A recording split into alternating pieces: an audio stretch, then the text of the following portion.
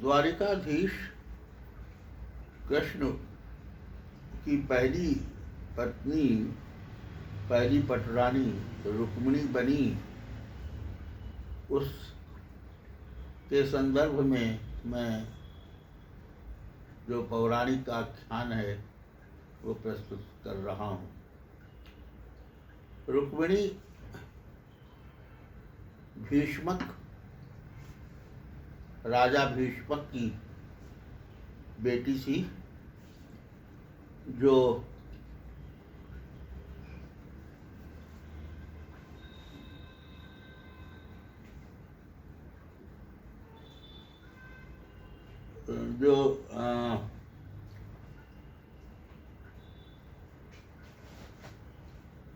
विदर्भ के नरेश थे, विदर्भ के राजा थे, नरेश थे।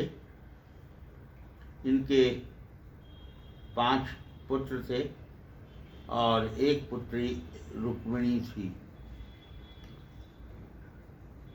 ये रुक्मिणी बहुत सुंदर थी और शिशुपाल जो उनके बुआ का लड़का था, वो चाहता था कि उसकी शादी, रुक्मिणी की शादी उससे हो। उसने रुक्म से उनके पहले भाई, 5 भाई थे, पहला भाई रुक्म था सबसे बड़ा, उससे मित्रता की, उसको प्रभावित किया और रुक्म ने ये निर्णय लिया कि रुक्मिणी की शादी शिशुपाल से की जाए। परंतु रुक्मिणी ने कृष्ण के बारे में बहुत सुना था।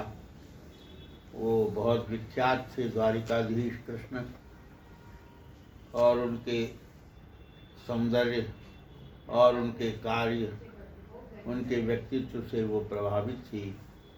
इसलिए उसने मन में ये दृढ़ निश्चय कर किया था कि वह विवाह यदि करेगी तो कृष्ण से करेगी। इस विचार ने कृष्ण से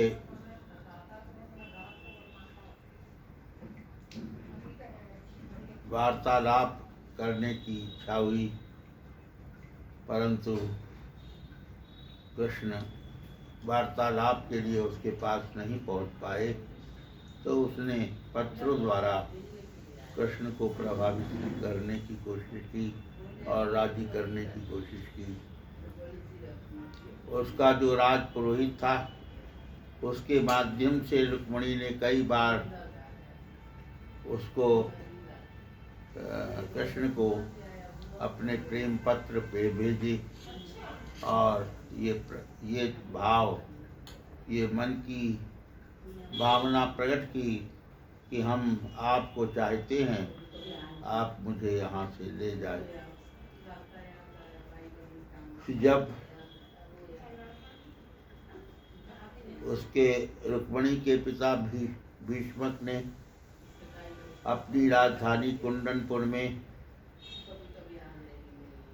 रुक्मिणी का स्वयंवर रचने की बात कही, तो रुक्मिणी बहुत घबराई और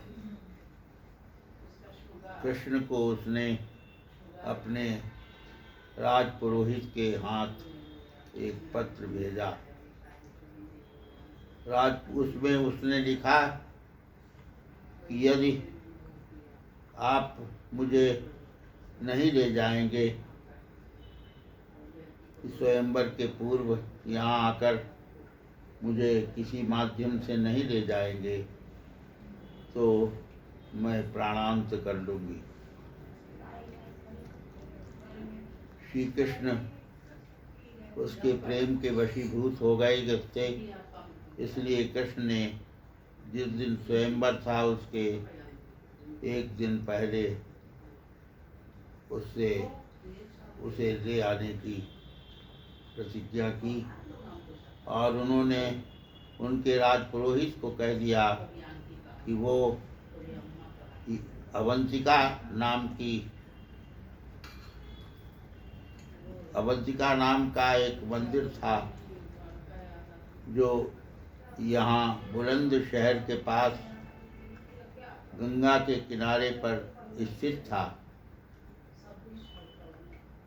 तो उसी अवंतिका मंदिर से वो कृष्ण उसको ले जाने के लिए प्रस्ताव किया। कृष्ण ने प्रस्ताव किया रुक्मिणी को कि आप उस मंदिर के पीछे की दरवाजे से आ जाइए, हम आपको मिलेंगे और आपको द्वारिकापुरी ले आएंगे और तुम इस द्वारिकापुरी की पहली पटरानी होगी। कृष्ण ने ये पत्र उसके राजपुरोहित के हाथ भेज दिया। जब स्वयंवर निकट आया और जो दिन निश्चित कर दिया था कृष्ण ने, उस दिन रुक्मिणी अवंतिका देवी के पूजा के लिए, जो अंबिका देवी भी कहलाती हैं, उनकी पूजा के लिए वहाँ मंदिर जाने को तत्पर हुई। सारी सखियों के साथ वो मंदिर की ओर चल दी। उसके साथ सेना की टुकड़ी भी भेजी गई और जब उसने अवंतिका की पूजा कर ली, उसके बाद पिछले दरवाजे से सखियों को रोक करके सखियों को वहीं ठहराकर वो पीछे दरवाजे से निकल गई और कृष्ण उनको मिले। कृष्ण ने उसे अपने रथ पर बिठा लिया और रुक्मिणी कृष्ण के साथ द्वारिकापुरी की ओर चल दी। ये बात सेना ने जब रुक्म को बताया, उसके बड़े भाई को, तो रुक्म की सेना लेकर कृष्ण के से लड़ने चला और रास्ते में ही उसने कृष्ण और रुक्म का भीषण संग्राम हुआ और उसमें रुक्म धराशायी हुआ। जब धराशायी हुई तो उसे मृत्यु देने के लिए उन्होंने जो बाण निकाला मरणांतक उसको रुक्मिणी ने रोक लिया और कहा मेरा भाई है, इसे मत मारिए, इसने गलती की है, परंतु इसके अपराध के लिए इसको क्षमा कर दीजिए। रुक्मिणी को लेकर कृष्ण आगे बढ़ गए और द्वारिकापुरी में आकर रुक्मिणी को के साथ विवाह किया, विधिवत विवाह किया। बलराम ने उसका आयोजन किया और रुक्मिणी पहली पटरानी कृष्ण की बन गई।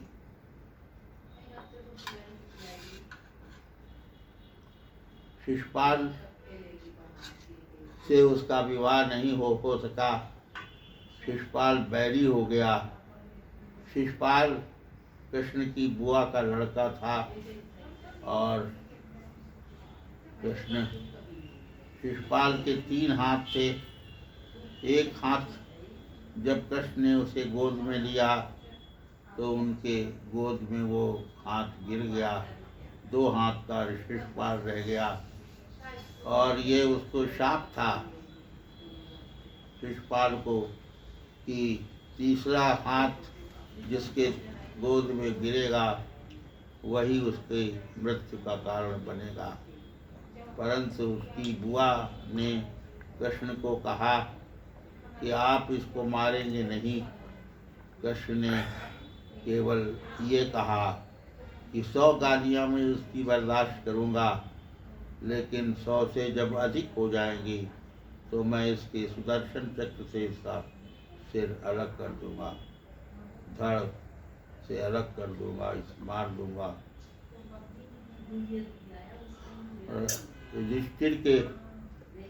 युधिष्ठिर ने जो राजसूय यज्ञ किया था उसमें इस शिशुपाल ने जो है कृष्ण को अनुचित बातें कही, गालियां दी, जिससे वो संख्या 100 से अधिक हो गई थी।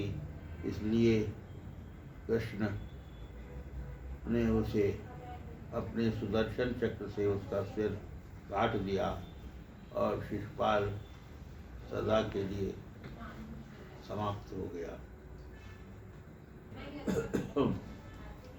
अब मैं तुम्हें उनकी कृष्ण की दूसरी पटरानी सत्यभामा थी, सत्यभामा से विवाह कैसे हुआ, कैसे वो कृष्ण की पटरानी बनी, कैसे जाम्बवती जो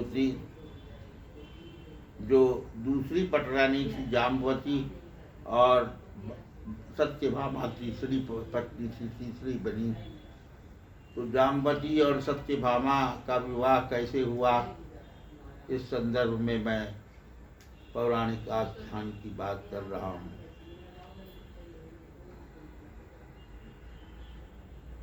जब कृष्ण मथुरा से द्वारिका नगरी बसाकर द्वारिकाधीश बन गए, तब मथुरा में सत्याजित नाम का राजा हो गया। सत्याजित राजा बने और उनकी पुत्री का नाम था सत्यभामा।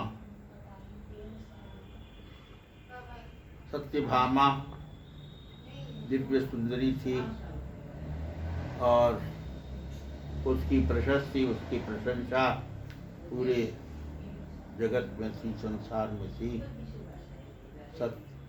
सत्याजित एक सूर्य उपासक थे। सूर्य की उपासना में उनका विश्वास था। सूर्य को रोज सुबह और शाम अर्घ्य देते थे, जल में खड़े रहते थे घंटों और सूर्य की आराधना करते थे। उसी आराधना के कारण सूर्य ने उनको एक मणि दी, जो सूर्य स्यमंतक मणि कहलाई। वो मणि हर प्रकार से राजा को धन धान्य से पूर्ण करने वाली थी। हर राजा को हर दृष्टि से समर्थ बनाने वाली थी, शक्ति रूप थी, शक्तिवर्धक थी। जब तक स्यमंतक मणि रहेगी तब तक राजा को कोई मार नहीं सकता। यह शक्ति स्यमंतक मणि में थी। स्यमंतक मणि सत्याजित के पास दी और कितनी ही बार लोगों ने कहा कि यह स्यमंतक मणि आप कृष्ण को दे दें, कृष्ण ही इसके योग्य है, परंतु वो सत्याजित राजी नहीं हुआ। एक दिन उसका छोटा भाई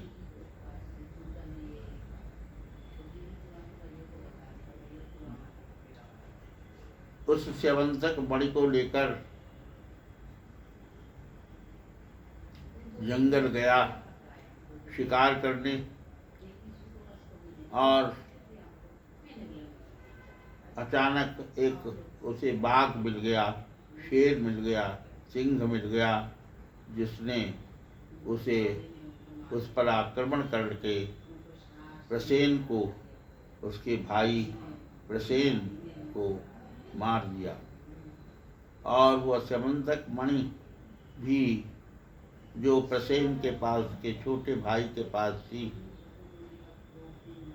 वो भी उसके पेट में चली गई, उदर में। ये दृश्य, ये वाकया दूर से जाम्बवान जो ऋक्षराज था, जो राम के समय में भी राम का महामंत्री था और जिसमें अथाह शक्ति थी। वो ब्रह्मा का पुत्र था, ब्रह्मा का मानस पुत्र था। और जाम्बवान ने उस शेर को वीरता के साथ उस शेर को मार दिया और उससे उसके पेट से स्यमंतक मणि निकाल ली। वो स्यमंतक मणि लेकर वो अपनी गुफा में चला गया। वो वहीं पर रहता था, उसकी नगरी थी, वो वहाँ का राजा था जाम्बवान, जो राम के साथ रहा।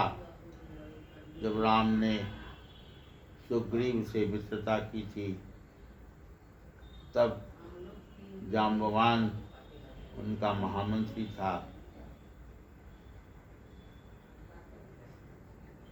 तो ये अफवाह हुई कि कृष्ण ने इसकी चोरी कर ली है। जब प्रसेन को मरा हुआ पाया गया तो उसके भाई को, तो सत्याजित ने को लोगों ने कहा कि कृष्ण ने उसको मार करके ये स्यमंतक मणि प्राप्त कर ली है। कृष्ण पर स्यमंतक मणि का की चोरी का एक आक्षेप लगा, उनको चोर बताया गया। कृष्ण ने इस दाग को धोने के लिए एक दिन वो स्वयं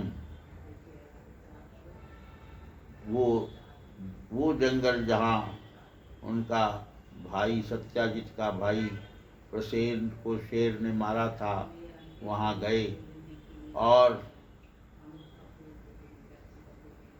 कहाँ कैसे वहाँ पर अगर शेर ने उसे मारा है तो शेर के निशानों से को देख करके वे उस स्थान पर पहुँचे जहाँ पर उसे मारा गया था। जाम्बवान ने पास में ही गुफा थी, तो उसी गुफा में ये कृष्ण ने ये समझा कि इसी गुफा में कोई व्यक्ति रहता है जिसने सिंह को मारा है। वहीं पर सिंह मरा पड़ा था और वही स्यमंतक मणि ले गया है। ये जब विचार कृष्ण के मन में आया तो कृष्ण उस गुफा में घुसे। जैसे ही घुसे तैसे उनकी जाम्बवान की पुत्री जाम्बवती उस स्यमंतक मणि के साथ खेल रही थी। चारों ओर प्रकाश बिखरा था उस गुफा में। कृष्ण ने वहाँ जाकर के उससे वह स्यमंतक मणि मांगी और कहा हमें दे दीजिए। तो वो अपने पिताजी को चिल्लाई, जाम्बवान को अपने पिताजी को चिल्लाई और जैसे ही जाम्बवान आया तो वो क्रोध से भर गया और उसने कृष्ण से युद्ध प्रारंभ कर दिया। कृष्ण को वो नहीं जान पाया कि वो राम के ही अवतार हैं, इसलिए वो क्रोध में जाम्बवान और कृष्ण के बीच 18 दिन तक युद्ध चलता रहा। और जब जाम्बवान ने 18वें दिन ये देखा कि मैं थक रहा हूँ, जाम्बवान को ये ब्रह्मा का वरदान था कि तुम जब चाहोगे तब मरोगे और कभी भी युद्ध में थकोगे नहीं। इसीलिए वो त्रेता और द्वापर दोनों युगों में रहा। जाम्बवान ने अचानक कृष्ण को पहचाना, देख करके कि ये तो वो वही राम हैं जिनके साथ मैंने रावण पर विजय प्राप्त की थी। वही राम जो रावण को जिन्होंने मारा था, वही राम हैं।